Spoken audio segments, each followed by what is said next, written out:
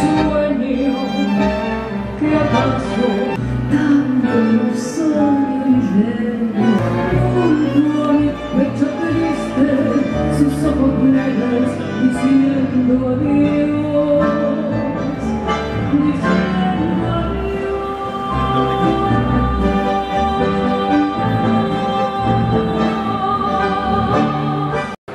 En ce qui concerne la littérature finnoise, je suis très pauvre.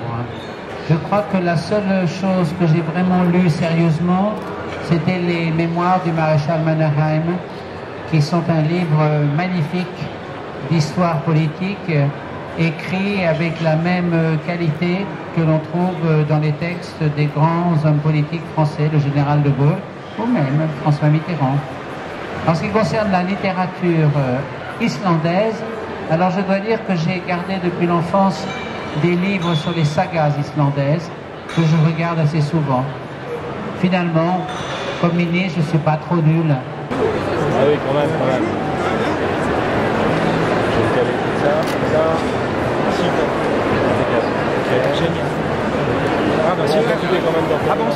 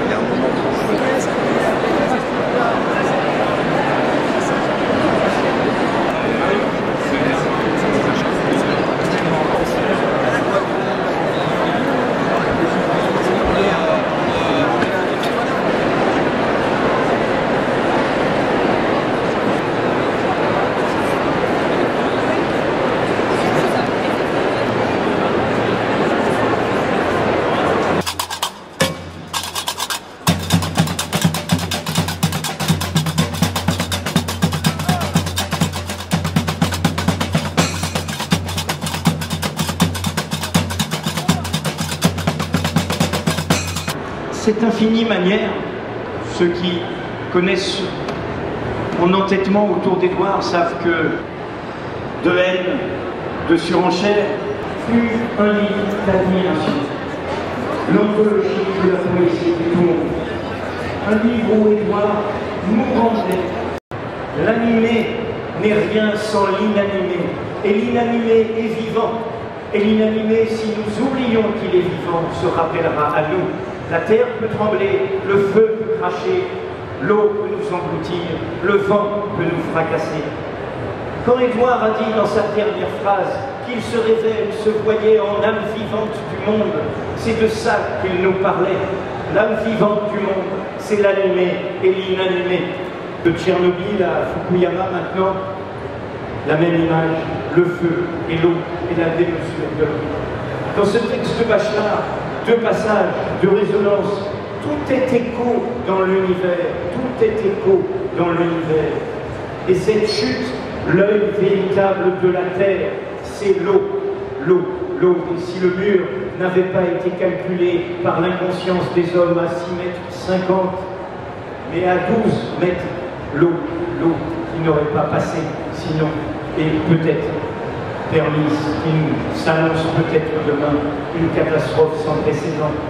Édouard, s'il était là, nous rappellerait cela, tranquillement, paisiblement, et comme l'a dit Patrick Chamoiseau, sans aucune prêche, sans aucune morale, simplement avec cette évidence qu'ont les poètes. C'était nos invités nommés Japon. Vous pouvez redécouvrir la suite.